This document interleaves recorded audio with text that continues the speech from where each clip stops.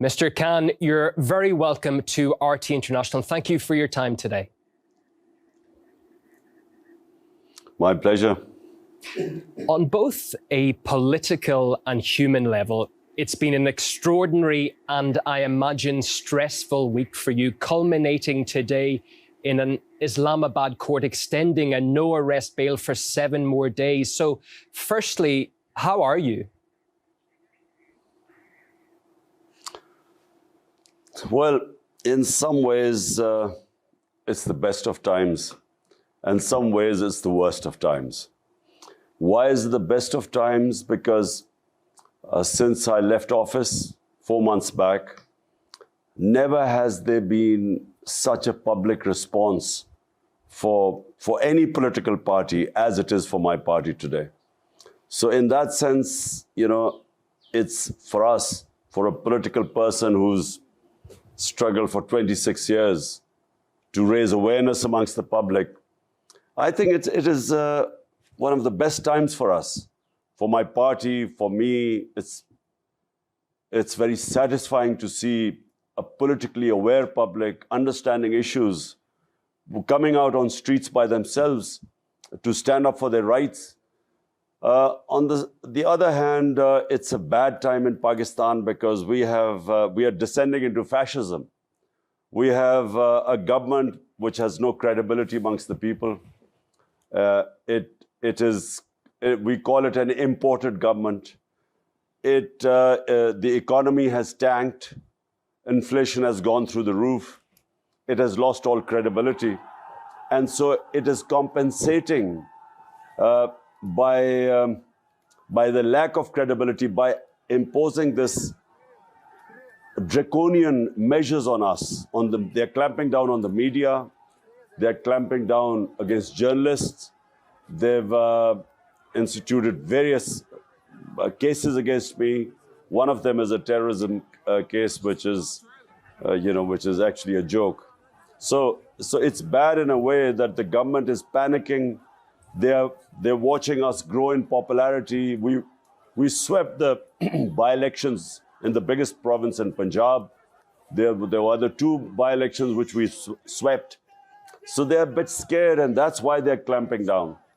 Since your speech on Saturday, where the opposition is alleging that you threatened the police and members of the judiciary, they have essentially been labeling you a terrorist. On terrorism charges is what you would be standing on. As someone who led the country just months ago, what do you feel when you hear that allegation against you? Well, for your viewers, let me put it in context. One of the chief of my staff, of my office, he was picked up. He made a remark on television, which was misconstrued as if he's trying to stir mutiny in the army. But it's debatable. He still hasn't got a chance to clarify what he said. He was actually talking about rule of law. They picked him up, they abducted him. 2 days, they kept him and tortured him. They sexually tortured him. So what happened was that this report is now in the High Court of the torture of this of my aide, which is Shahbaz Gill. And so I made 2 remarks.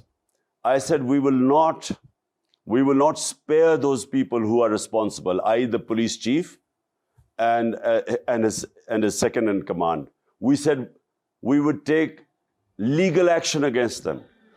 And then there was this magistrate who, knowing that he was tortured, still sent him back to the police. So we said we would take legal action against both the magistrate and the police. Now, this does not constitute terrorism.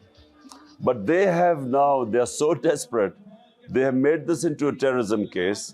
They banned my live coverage on screen.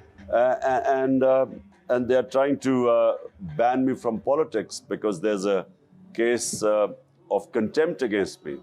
So it is what I feel is desperation, because this does not constitute terrorism in any sense of the word. You asking to take legal action against those officials who allowed this torture which is banned in Pakistan, this does not mean that you're a terrorist. So, but it's their desperation. They are petrified that if elections take place, we will sweep the elections. That's what I was going to ask. Your supporters say this is all a campaign by the ruling leadership to remove you from the political landscape altogether. So who or what, in your view, is behind this campaign to silence you? Well, the government. The government is behind it because, they came in through a conspiracy, and the conspiracy was foreign-backed. And then what they expected was that once I was removed, I would lose all popularity amongst the public. Normally, when a government goes, people distribute sweets. So they expected that, this would just die down, my party would disappear, break up. But the reverse happened. People came out on the streets. Millions of people came out on the streets when I was removed, protesting against this. It's never happened in Pakistan before, that a government goes and people come out on the streets to protest. And then, as I said before, we had massive rallies. They tried to crack down on us, thinking that they would scare us. But the rallies increased. Out of the 20 by-elections in Punjab, we swept 15. And then there were 2 other by-elections which we won. So this has scared them. They are now fearing that whenever the next elections are, which are the outside are in a year's time, they are petrified that when the elections take place, they will be wiped out. So that's why they're trying to take these measures. And it's really the government and its backers.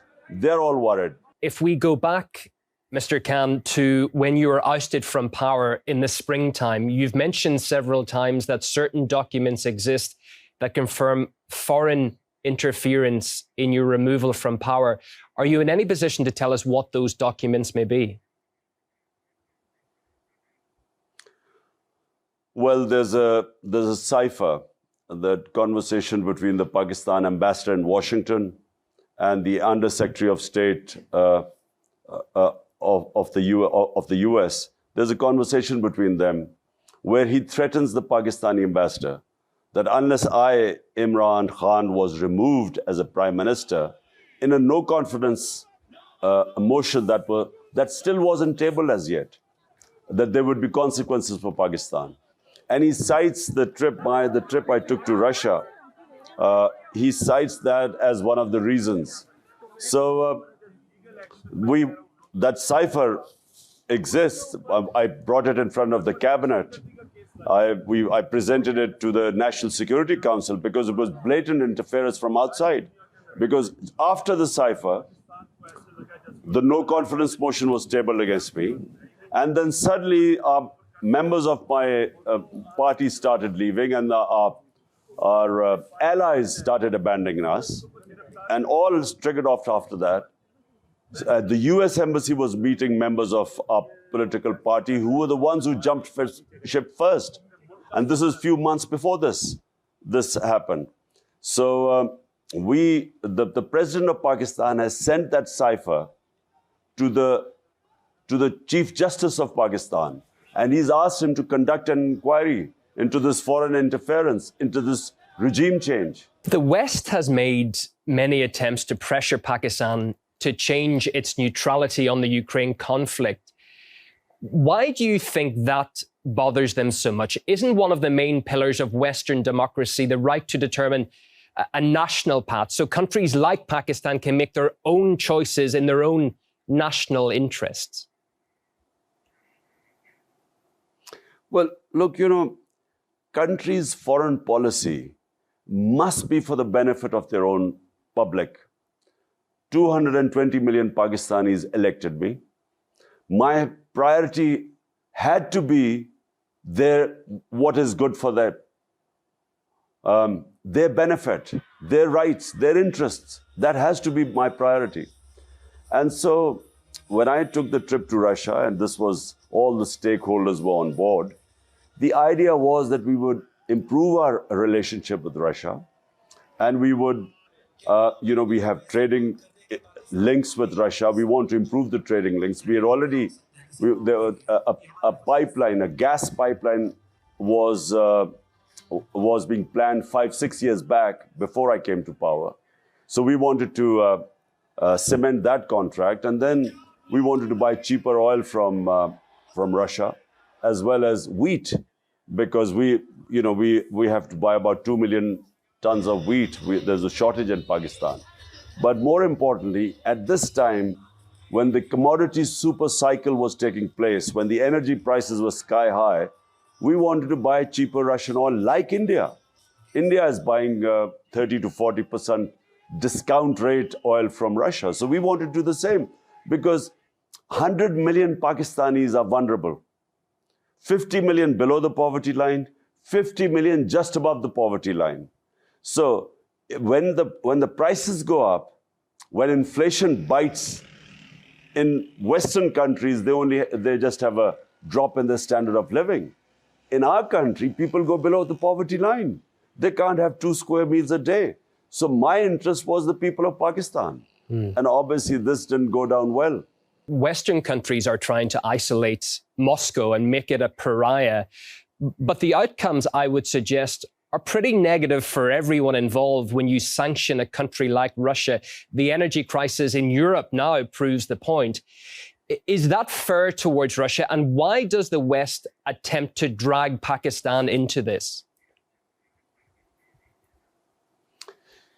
You see, the problem, developing countries like ours, the problems we face, the biggest problem is that Western countries expect their problems to become our problems.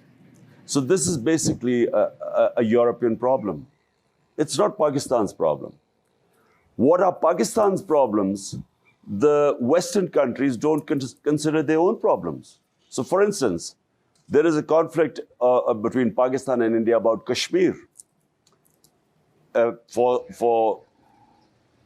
1948, there's a UN Security Council resolution which makes Kashmir a disputed territory between Pakistan and India. And the people of Kashmir, through a plebiscite, were supposed to decide whether they wanted to be with India or Pakistan. And in the last 30 years, 100,000 Kashmiris have died in this struggle for independence. So whenever we go to world forums or we talk to the Western country leaders, we talked about what's happening in Kashmir, human rights abuses. India has taken away the statehood of Kashmir in 2019 August, and unconstitutionally, illegally, yet no one responds to this. No one thinks of sanctioning India, no one thinks of condemning India. Yet when this is a European conflict, forget about the morality of the conflict. But the fact is, it is not Pakistan's conflict. Yet they want us to take a position on this and condemn Russia. My point is that condemning Russia, you have to have the luxury to condemn countries on moral issues. We don't have that luxury.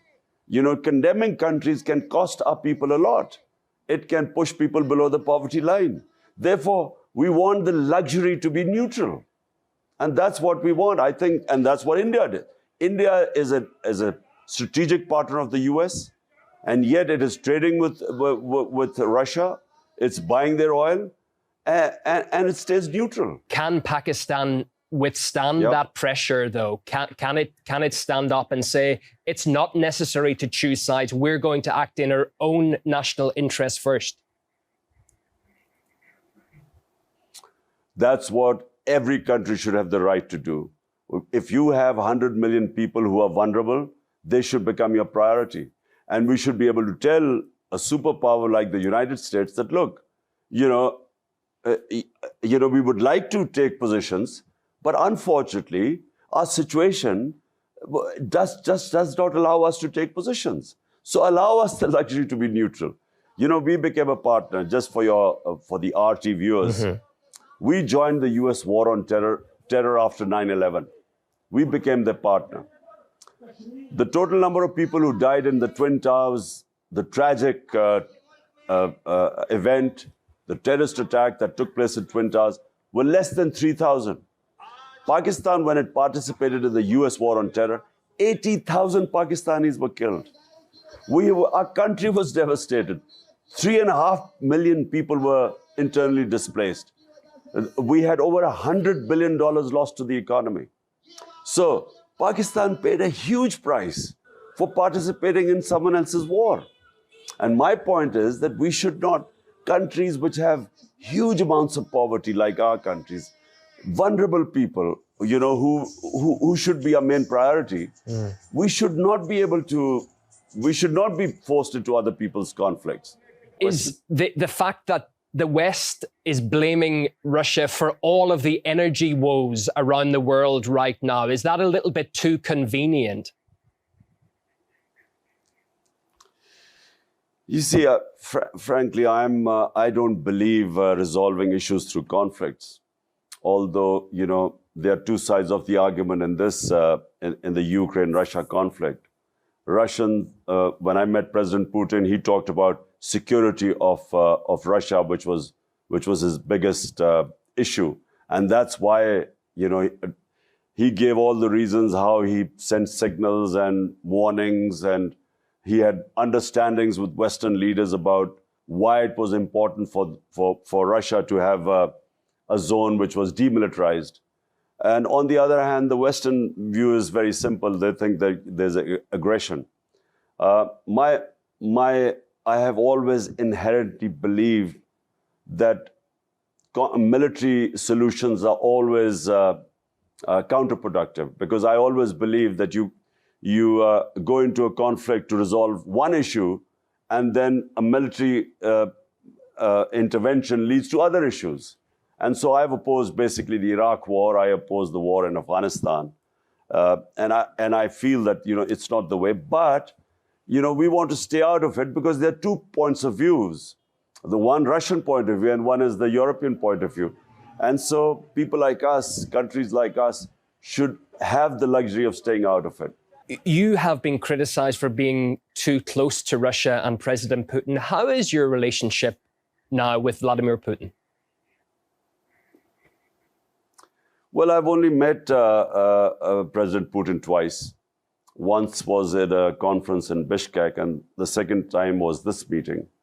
I didn't realize that when we would reach there, and the next morning when I was going to have my meeting with him, there would be this invasion in Ukraine. I didn't expect it. So, you know, I had a long chat with President Putin. My main interest is really our Pakistan relationship with Russia, because in the future, Pakistan can gain a lot from this relationship. And I repeat, we have our energy needs, gas. Secondly, oil from Russia. And then thirdly is wheat. Pakistan is a country of 220 million people, growing fast. And we have this shortage of wheat, which is, you know, as you know, is essential for basic staple diet of our population. So, you know, my whole idea was cementing our relationship in these terms, in trading terms, mutually beneficial for both. If we can return to your situation now, sir, if you stand trial in the High Court next week and are convicted, you would be disqualified for life from politics, as no convicted person can run for office. But is going to court something you will have to do at some stage if you want to become Prime Minister again? Look, you know, I don't know how the court is going to do this. I mean, even any court, how are they going to convict someone for saying that they would take legal action against those responsible for perpetuating torture, custodial torture? It's banned.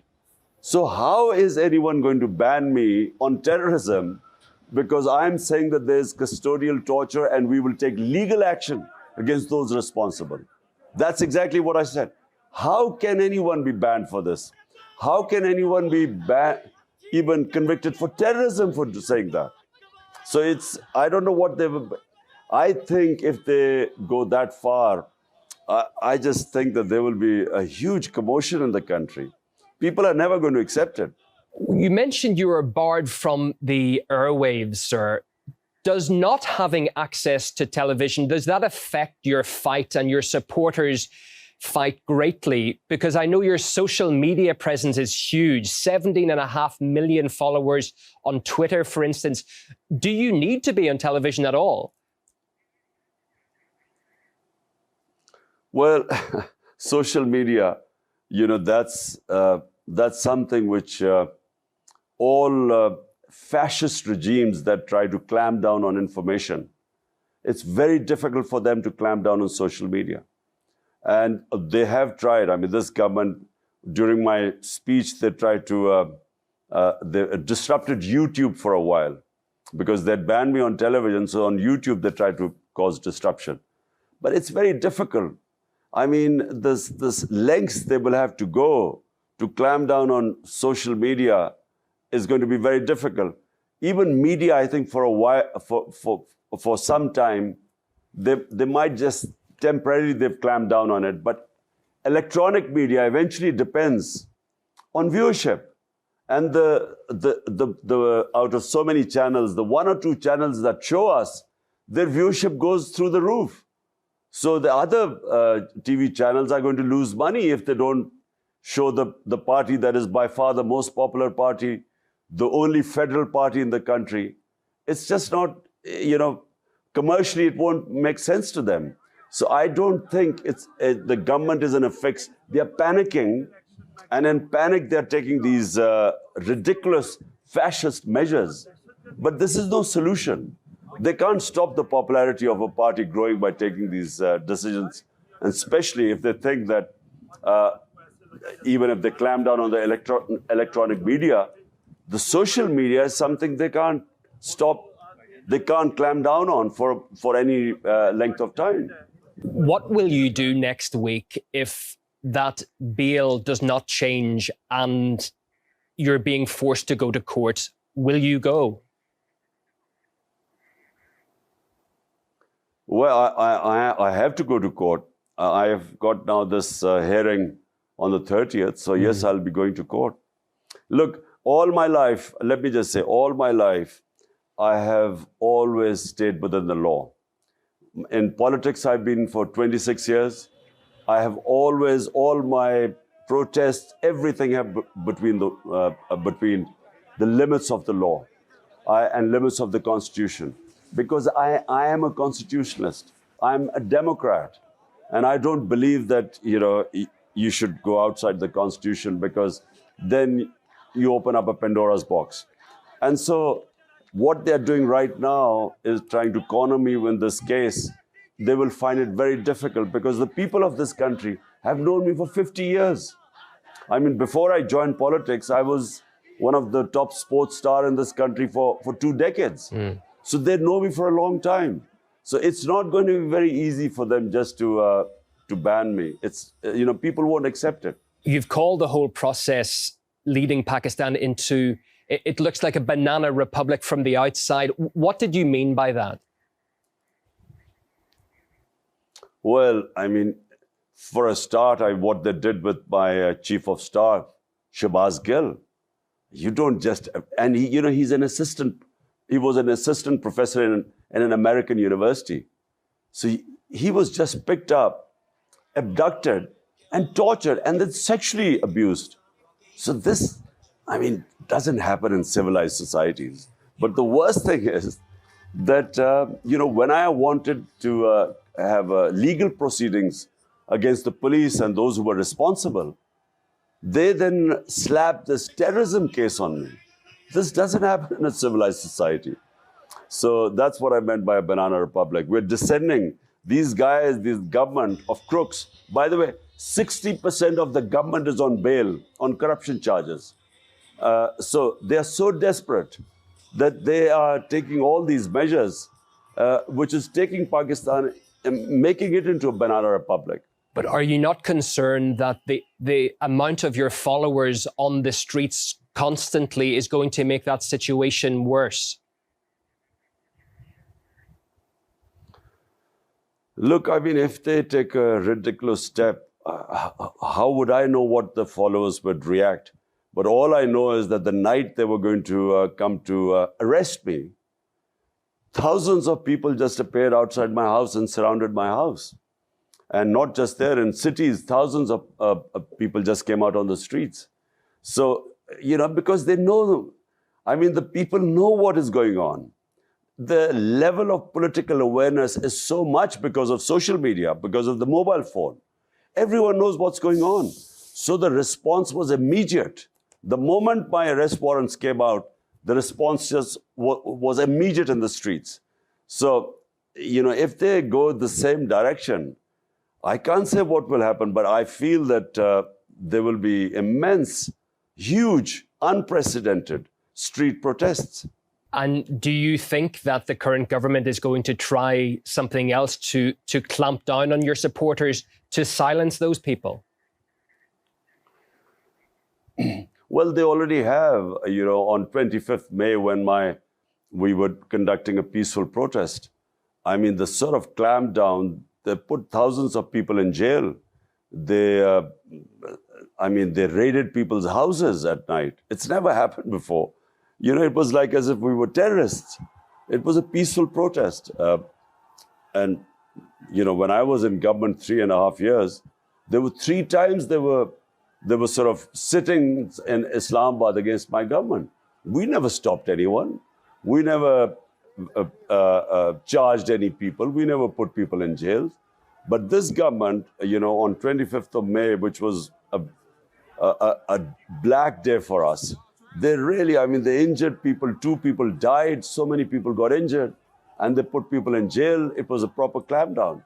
So that's desperation. How do you see this playing out? By what you've been saying, you're not going to stand down. From the uptick in the opposition's reaction, they don't look as if they're going to. Sir, how does this play out in your opinion? There is only one solution. At the moment, our economy has gone down.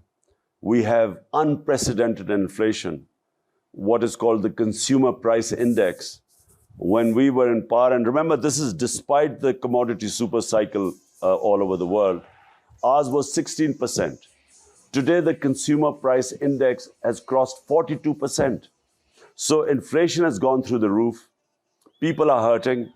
The electricity prices, you know, when the electricity bills came, there are protests going all over Pakistan. People can't afford electricity. It's again more than doubled since we left. In 4 months, it's more than doubled. So the inflation has hit the sky. Economy is tanking. Our exports are going down. You know, there's unemployment now because the industries are closing because of these heavy costs and unpredictability. So the only solution where Pakistan is today are free and fair elections. Nothing else is going to resolve this problem. There's political instability in Pakistan, which means that the economy won't stabilize. Economic stability depends on political stability. And right now, our economy is tanking.